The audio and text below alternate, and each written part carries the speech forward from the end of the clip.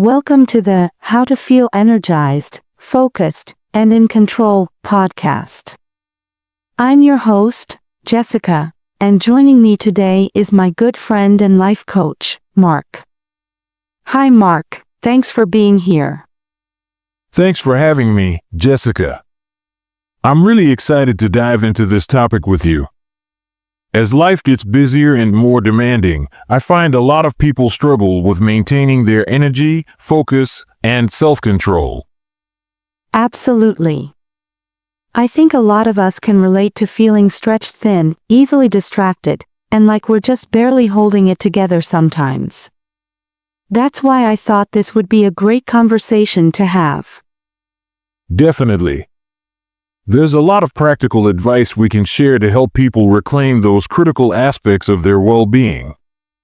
Shall we jump in? Let's do it. Okay, first up, understanding energy. Energy is the foundation for everything else. If we don't have sufficient energy, it's going to be really difficult to stay focused or exercise self-control. That makes a lot of sense. So what are some of the key factors that impact our energy levels? Well, there are the obvious ones like diet, exercise, and sleep. But there are also some less obvious factors like stress management, hydration, and even our mindset. Ooh, mindset. Tell me more about that. Absolutely. Our mindset can have a huge impact on our energy levels.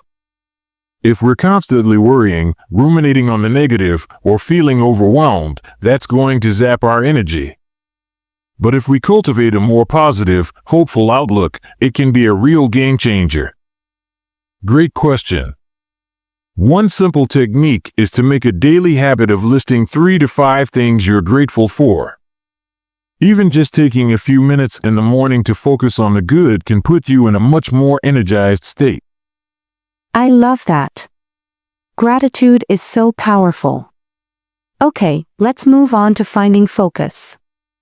So, we've talked about the importance of having energy.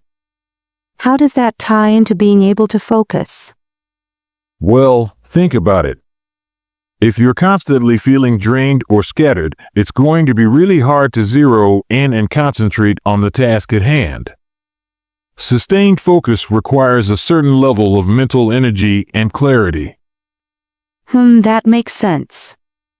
So what are some concrete strategies people can use to improve their focus? There are a few key things. First, minimize distractions as much as possible, turn off notifications, close unnecessary browser tabs, etc. Second, try the Pomodoro technique, work in focused 25-minute chunks with short breaks in between. And third, experiment with meditation or other mindfulness practices to train your attention. Those are all really great tips. I especially like the Pomodoro technique. I find that works super well for me. Okay, last but not least, let's talk about mastering self-control. Self-control is another one of those critical life skills that a lot of people struggle with. Why is it so important, and how can we get better at it? Self-control is the glue that holds everything together. It's what allows us to follow through on our goals, make healthy choices, and stay resilient in the face of challenges. Without it, we're like a ship without a rudder, just getting tossed around by our impulses and emotions. That's a great analogy. So how do we cultivate more self-control? There are a few key things. First, be really clear on your values and priorities. That gives you a strong internal compass to guide your decisions. Second, practice delayed gratification, things like putting off a treat until you've completed a task. And third, work on regulating your emotions through techniques like deep breathing or meditation.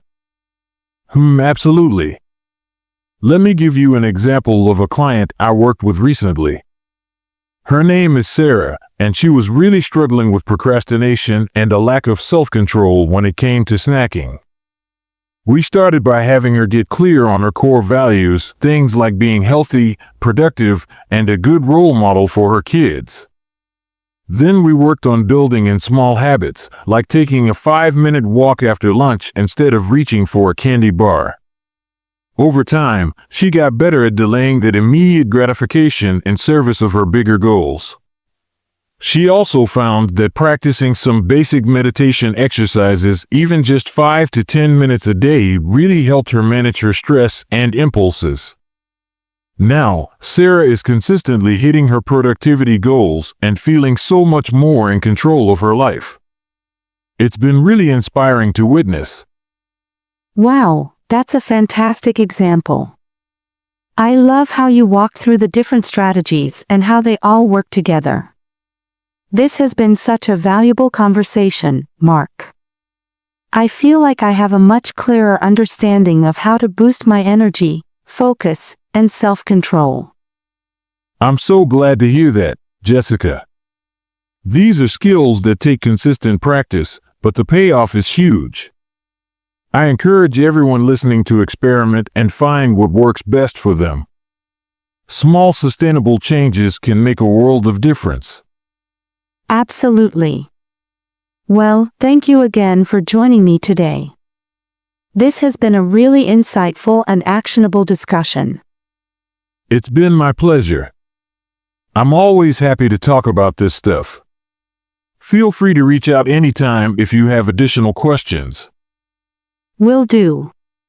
Thanks, everyone, for tuning in. We'll see you next time.